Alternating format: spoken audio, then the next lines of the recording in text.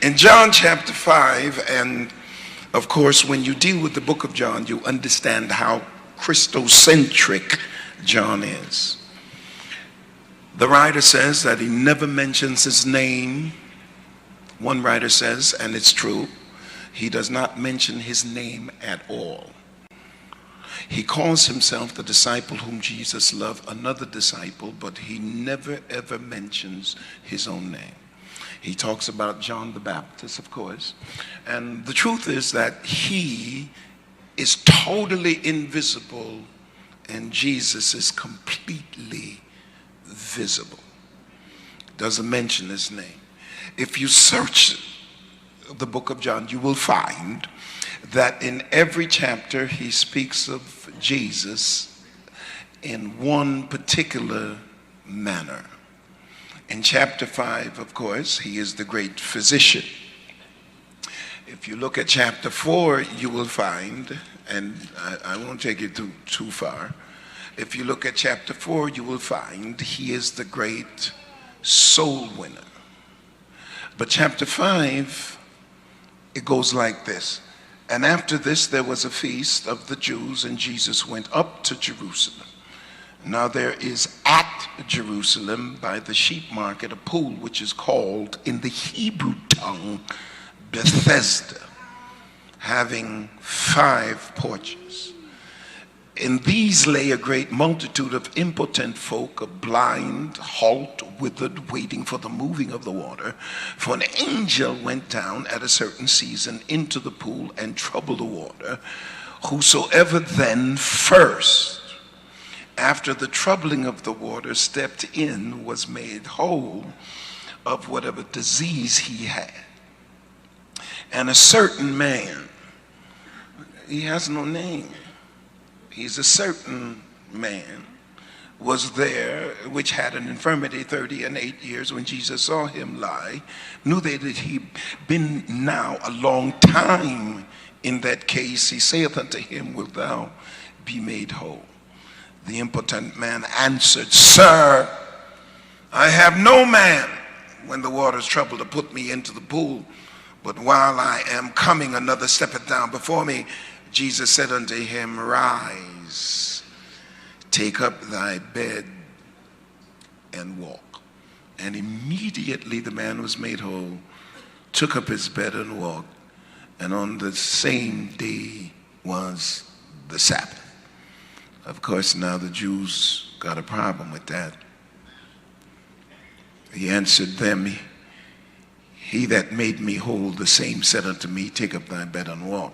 Then they asked him, What man is that which said unto thee, Take up thy bed and walk? That's verse 12. And he that was healed wist not who it was, for Jesus had conveyed himself away, a multitude being in that place. Now I'm getting insight that I didn't study. Afterward Jesus found him in the temple and said unto him, Behold, thou art made whole, sin no more, lest a worse thing come upon you. Look at your neighbor with all the ebullience you can find and tell your neighbor, take up your bed and walk. Now I'm preaching to myself, right? Now, what I've discovered is that there are always Christ encounters, and the dynamic word is constantly encountering individuals within their own parameters, within your own lifestyle. And the reason is, and it's really an interesting reason, is that none of us can go into heaven to experience God. So God then has to give us revelatory experiences within the parameters of our own existence. He has to talk to us in the ordinariness of our own existence. because nobody in this house has ever been to heaven to have a knowledge or an encounter with God. If that is so, then he has to be the primary power to manifest himself, because I can't make him give me knowledge. He has to choose to give me knowledge in and of himself. And the only way that he gives knowledge is when the parameters of your own existence and your own life. So in the ordinariness of your life, he reveals himself constantly. Now, a lot of people would like anointing, and I go many places and people say, well, Bishop, give me your towel. I've been places where they wanted my robe. And they figure the robe is anointed and the towel is anointed. I said, the only thing on this towel is sweat. And this robe has no value at all, because anointing does not come from rubbing on or touching somebody. Anointing comes from being broken.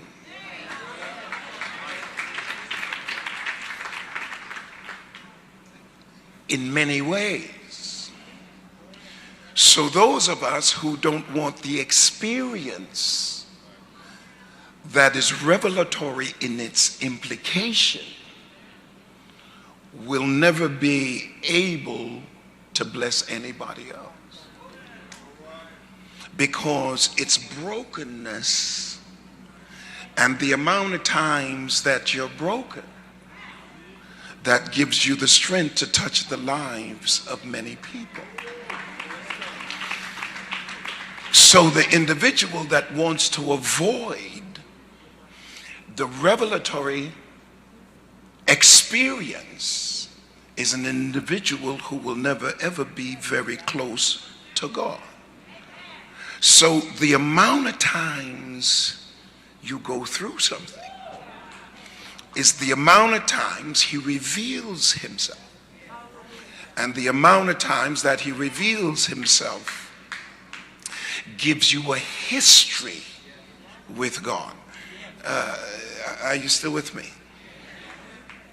So the events in your life become the place where God reveals himself. And the more events that endangers, or rather that endangers you but reveals him, gives you a history of revelation. Now, I didn't take this particular text, but I'm going to talk a little bit about how Jesus sets up things and allows things in your life to give you a revelation of who he is. Do you remember in John chapter 11, and I'm going to get to this, but if you remember in John chapter 11, John keeps telling us that he loved Lazarus, but he didn't rush to keep Lazarus alive, even though he loved him. And John kept repeating, this is the Lazarus that Mary, his sister, anointed his feet. This is the Lazarus of Martha. And Jesus loved them all, but he didn't show up, because he only gives revelation to his friends. he gives revelations to those who love him and are called according to his purpose. Which means then that a lot of people who don't go through anything aren't getting any revelation as to who he is, because he has to create the situation in order to give you revelation. Now, so I take my pain and I say with my pain that this has to be a situation for revelation. And he stayed away from Lazarus until he died, because he wanted to reveal, I am the resurrection and I am the life. He that believeth on me, though he were dead, yet shall he live, and he that liveth and believeth on me shall never die. Just touch somebody real quick and said, I'm wanted dead or alive.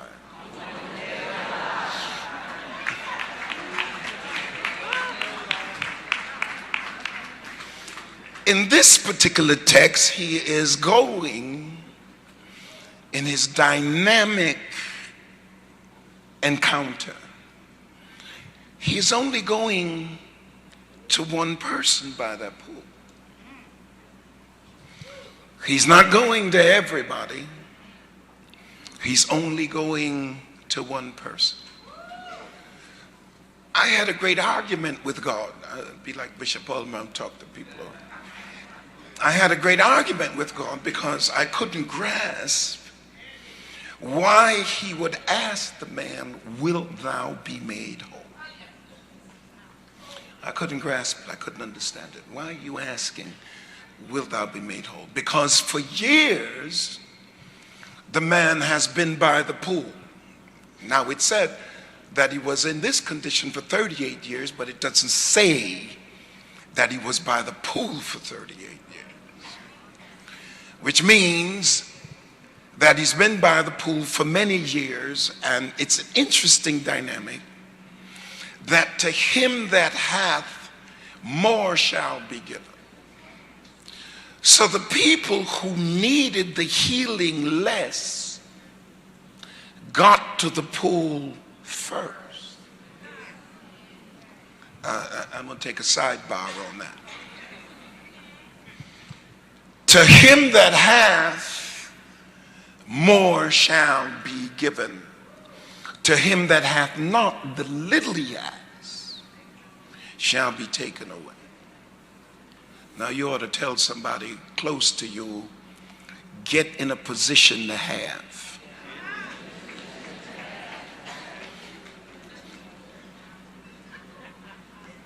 You got to get in a position to have, because if you have, more shall be given. If you have little, the little you have shall be taken away. So each individual here must get in a position to have, because the people who needed the healing less got to the pool first.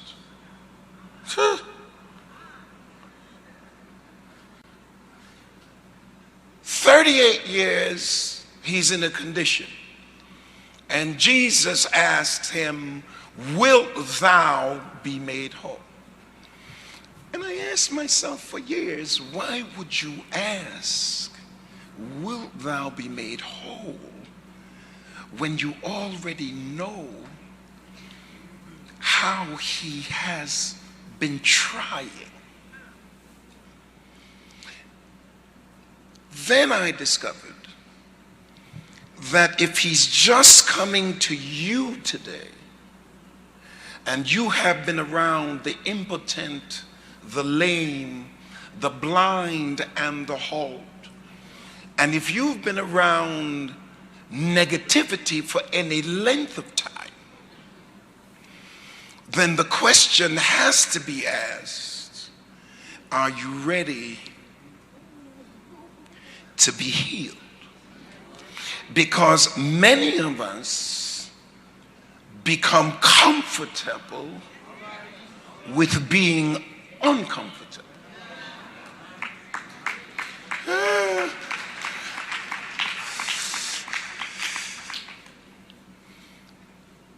You can't be around blind folk who have no vision for any length of time and not end up without a vision for yourself. Because we end up being what we feed ourselves. You can't end up around folk who are controlling and reduce you and keep you bound to their negativity, and he not ask you, do you have the faith to be released from the folk you have become comfortable with? Hold on. Because oftentimes it seems as if he wastes his word on folk who won't receive it.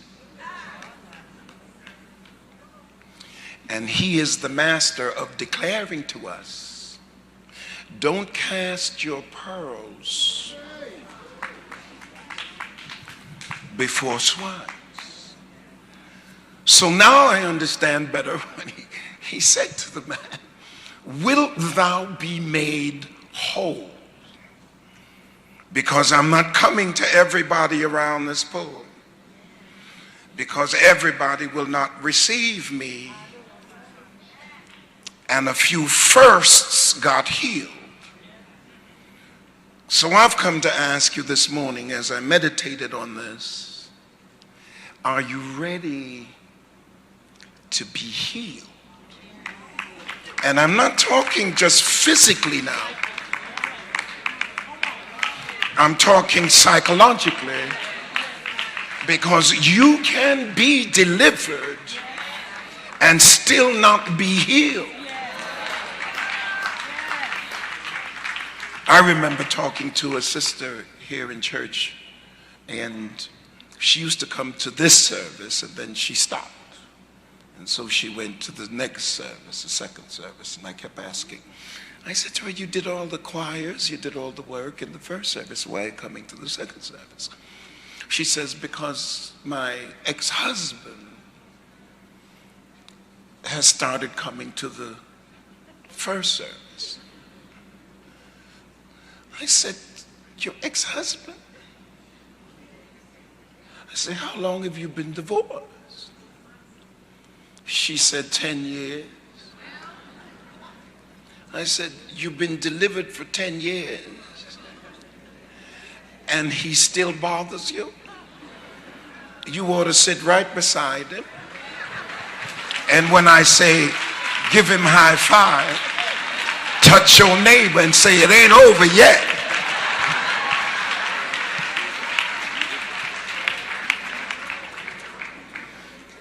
Out of a situation but not healed. So it forces the question, wilt thou be made whole? Because I'm about to give you something, but I want to know that you want it. Yes, sir. All right. Yes, sir. The psychological debilitation that comes from being oppressed is not easy to remove, because it's very hard to change our thoughts. Talk to me, somebody. How you think becomes what you are. And it's predicated primarily on the fact that John says to us, in the beginning was the Word, and the Word was with God, and the Word was God. So, and the Greek word there is pres, which means it's not something that is just beside God. It's intimately related to him to the point where it is him, because you can't change the thinker from the thought.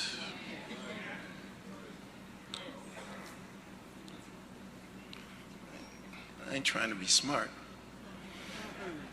But the thought is the thinker, and the thinker is the thought. So we met the logos because that was the thought, and the word or the logos was with God, and the logos was God. So here's what God says.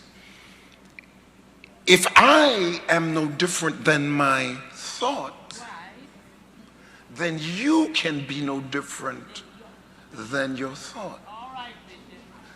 So how you train your mind is how your mind will express itself. And it will express itself in your behavior.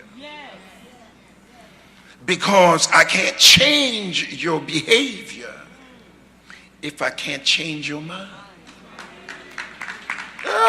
Because your mind becomes the battleground for your victory. If your mind has been filled with negatives, then you will express a negative life.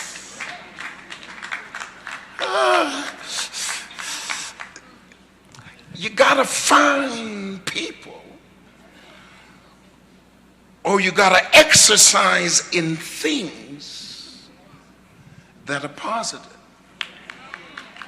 Because if you don't operate in what's positive, you can only be negative. Let me go over this. There is such a thing as good credit. There's such a thing as bad credit. And there is no credit.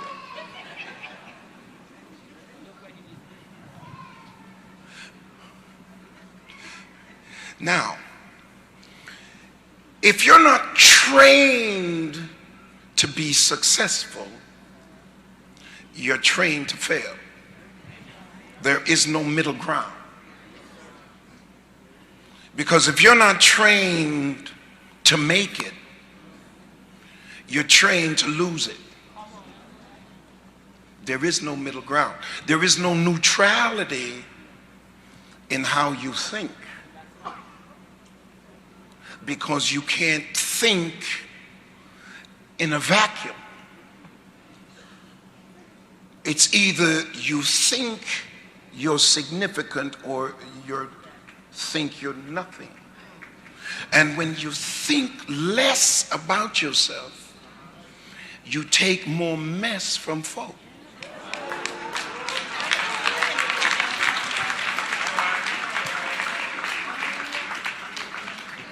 Wilt thou be made whole? Because you have to value who you are. And one of the problems of salvation is that there's deliverance, and maybe we as preachers have given you the wrong impression because we beat up on you so much about being holy, and you're going to hell, you ain't right, ain't nobody right over in the church, people ain't right nowhere, and things like that. And maybe we come across in a way that promotes guilt instead of freedom. Yes. And sometimes the influential voice, and might I say this to you, you make individuals significant. It is more subjective than objective. You give them power over you.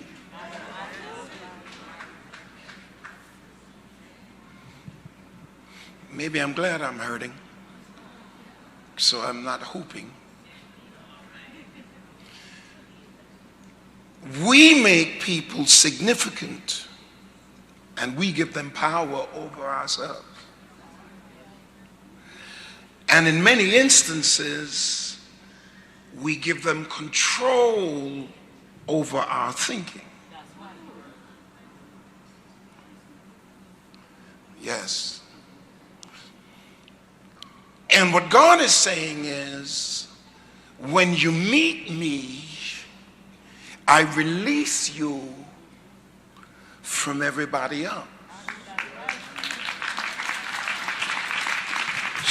So that you don't really become who you are until you meet God. And there's no way to express him if you don't express him through yourself. Wilt thou be made whole? Because you have been broken for so long that I have to bring you to the place where your mind will receive where I'm taking you.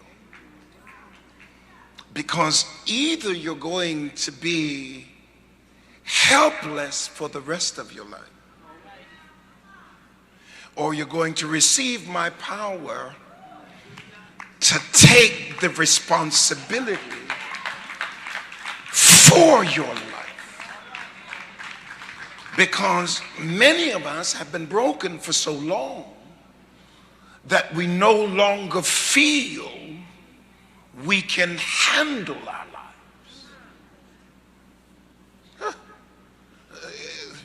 I want to take a little break. I'm going to sit down for a minute. Because this sciatic thing, this whatever it is, I'm going to sit down for a minute. We train our girls and we simply just love our sons. So consequently, because we train our girls,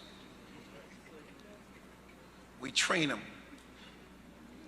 Oh, you all want me to go into this? I can read your mail.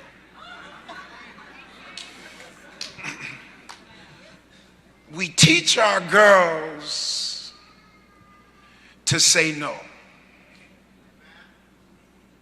If you've been trained at all, you were trained to say no. Because the predator is as the roaring lion, seeking whom he may devour.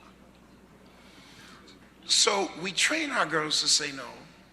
We elevate the significance of their bodies. We tell them that your body is a very precious thing, so you don't just give it around. You just don't lay around because it's precious.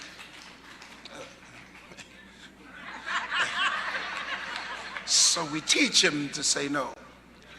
But I told you this before, and I'll tell you again, because we're homophobic, we don't teach our boys anything.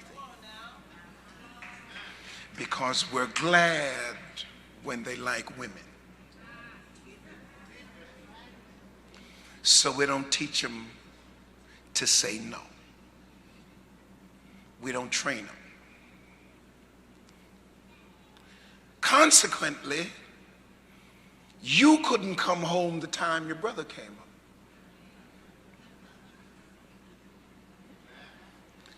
And your mama would tell you, fix your brother a plate.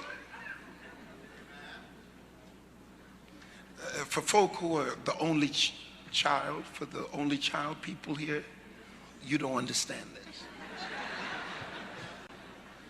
But for those of us who've had brothers and sisters, fix your brother a plate.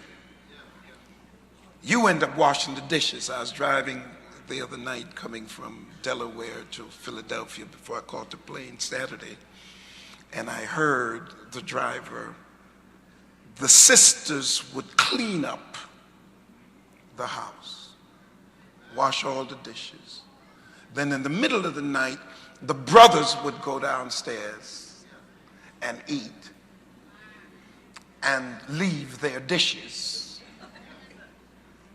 So he was telling his son, you wash the dishes that you ate out of. And I thought that was remarkable, because it's not usually the way. It's let the dishes stay there till the morning, and then the sister gotta come. So now, because he's not trained, he's 40 years old, and he's looking for a woman like his sister or his mother.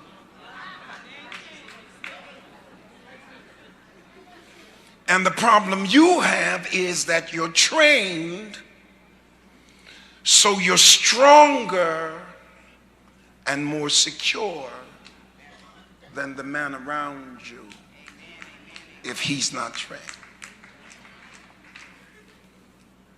Yes? Wilt thou be made whole is based on what you have lived with that has formed your thinking. So you end up in a relationship with somebody who isn't disciplined, and you end up in misery because what you feel about yourself, you don't get it from the people who are close to you. So you belong on a king-size bed, and somebody wants to put you in a crib.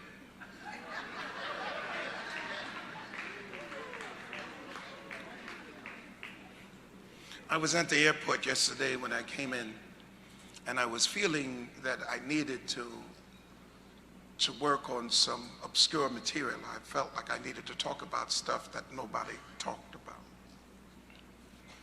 And a gentleman stopped me. I was sitting, and he came over and he said, I have been listening to you, and the level that you're taking us is remarkable. And I said, well, I thought I wasn't doing enough.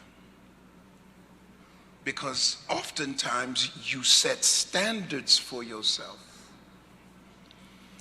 that other people don't set for you. And the individual that's going to be successful is the individual who is their own greatest critic. Because oftentimes we lack self-evaluation because we have allowed ourselves to be governed by others' thinking.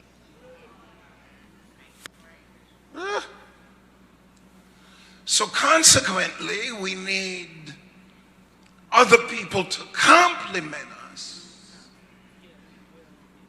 because that's the fuel that motivates us. So when we don't get the compliment, we don't feel good about ourselves. But you ought to look at yourself every morning. Give God thanks for Jesus, and then thank him for you. And if nobody else wants to pat you on the back, pat yourself on the back, or ram your back into a wall and say, I'm patting myself against this wall, Because as long as others decide how you think about yourself, you'll be under their control. Well, I've told you before, wilt thou be made whole? Then he turns around and he says to the man, he says, I try to get in the water, but there's nobody to help me. Now, might I say to you, how much help have you had in your life?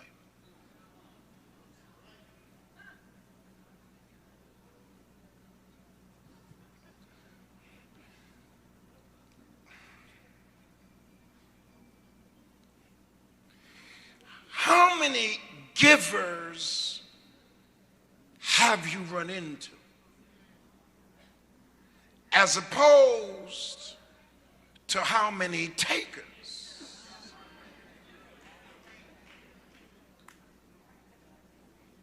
Have you run into? Somebody did the balance on the scale.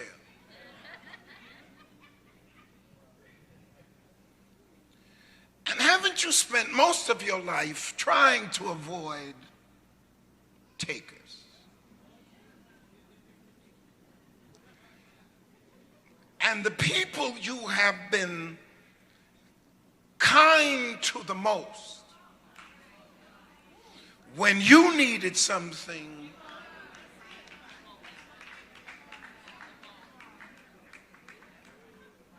where were they?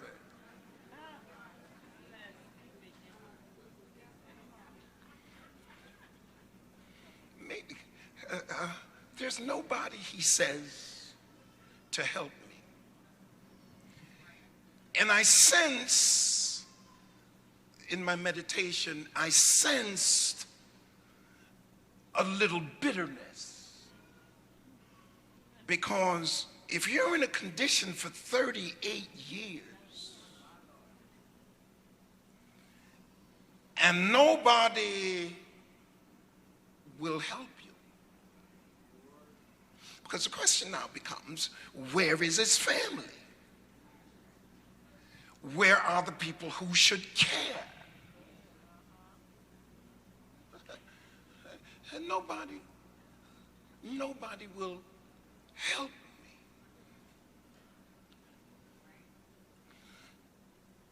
So what are you going to do with your life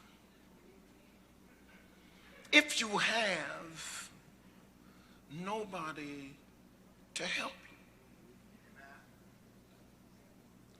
Particularly when you need help the most.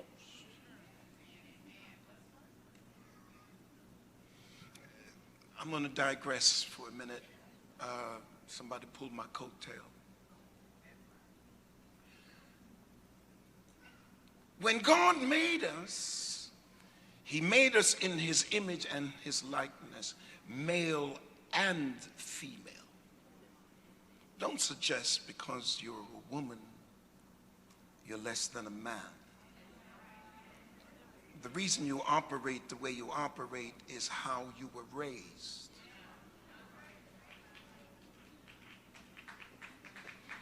You were raised to make the man important. And as James Brown said,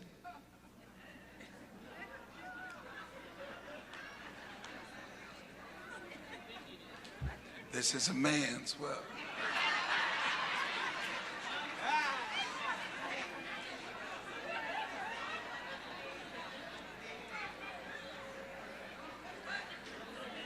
But he did try to clean it up. He wasn't like Donald Trump. He did try to clean it up. But it's not anything without a woman or a girl. He did try to clean it up. But the process is all thinking. and the fact that you were disciplined and the man wasn't. We elevate the significance of your body.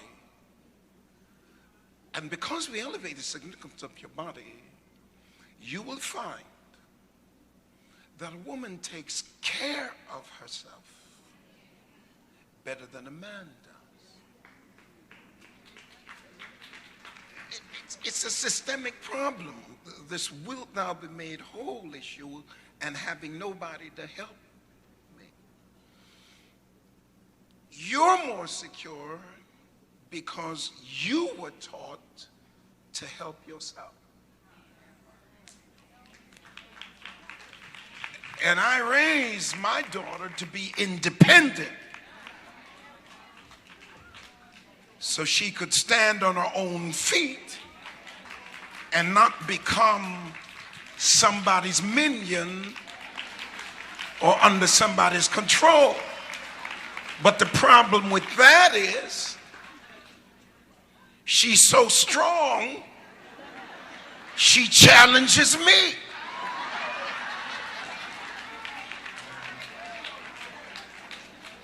And I'm trying to say, I didn't raise you to tell me what to do.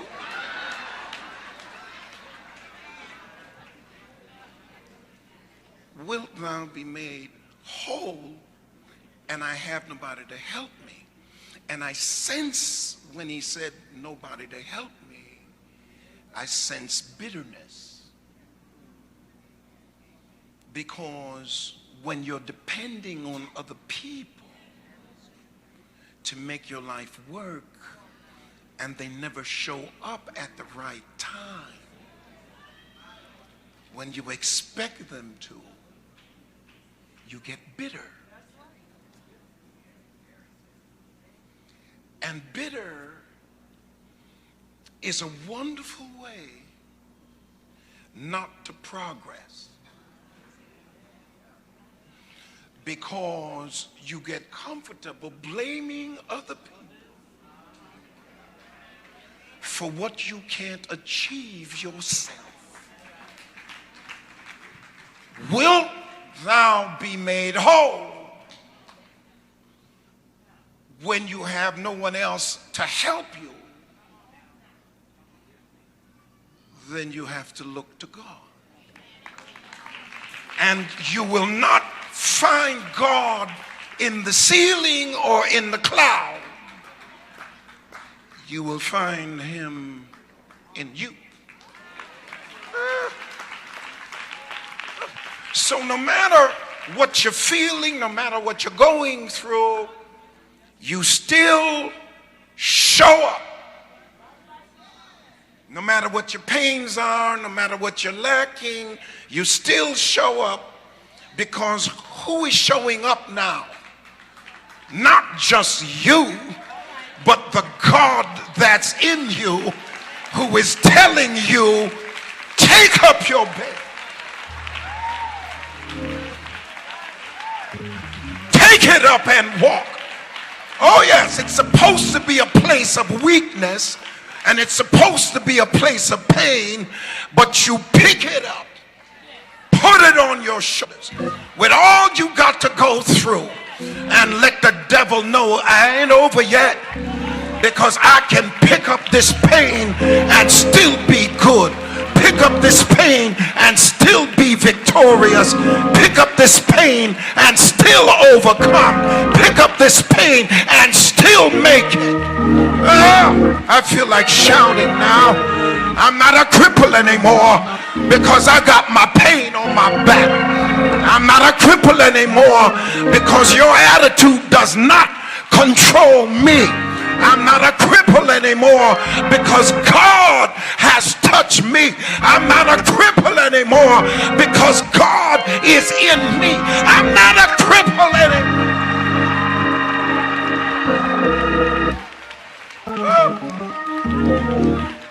Give somebody a high five and say, I'm not a cripple anymore. I've learned to love myself.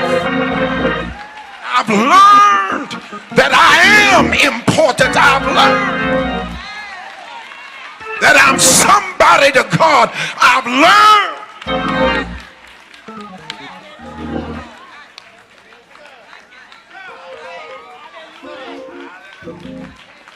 Oh, I feel like shouting here.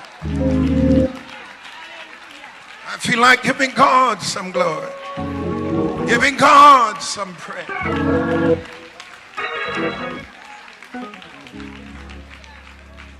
Woo. Pull on somebody. Just pull on your neighbor and say, you are somebody. You really are. You're not just a breathing entity to be moved around by every wind or storm. You are somebody. And when you come to the table with the value of who you are, you got to be ready to walk when folk don't treat you like you ought to be treated. You ought to be ready to walk.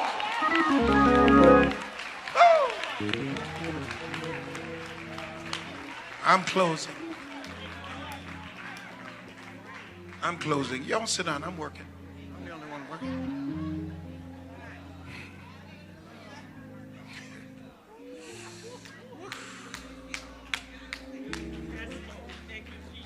I'm closing. I'm closing. But much of the time,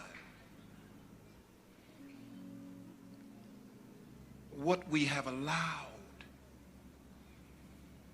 has broken us. We have allowed it because we felt like we had to have it. I'm going to tell you something now. I'm going to get up on here and tell. I'm going to tell you something. To get what you want in life, you have to be prepared not to have it.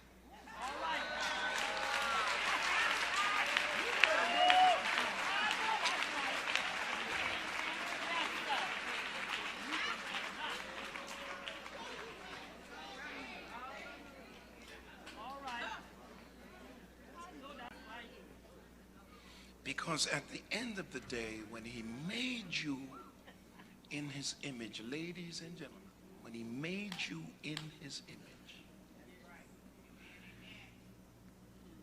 he gave you dominance. Because once you're in his image, he can't subject you to anything else.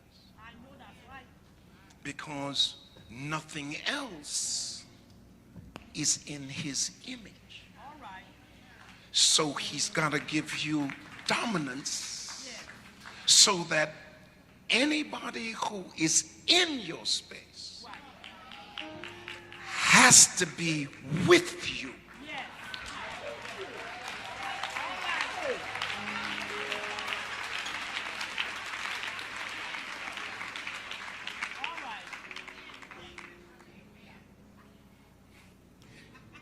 Can't be against you.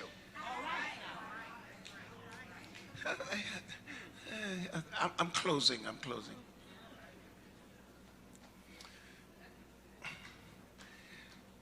How can two walk together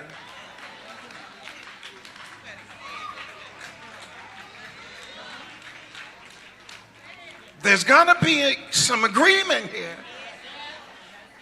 If you're going to walk in my space, and if I'm walking in your space, there's got to be some agreement. We both can't be in the space if we're not in agreement. Because what are we going to do with this space? I'm going to make it your space when it's my space? Oh no. Oh no. If it's my space, you got to be in agreement with me in my space.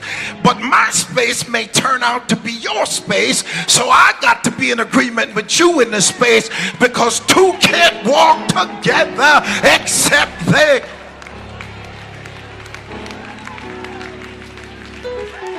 Oh, wilt thou be made whole? Because from the day you feel good about yourself, somebody else has to feel good about you if they're in your space. And if you don't feel good about me, don't get in my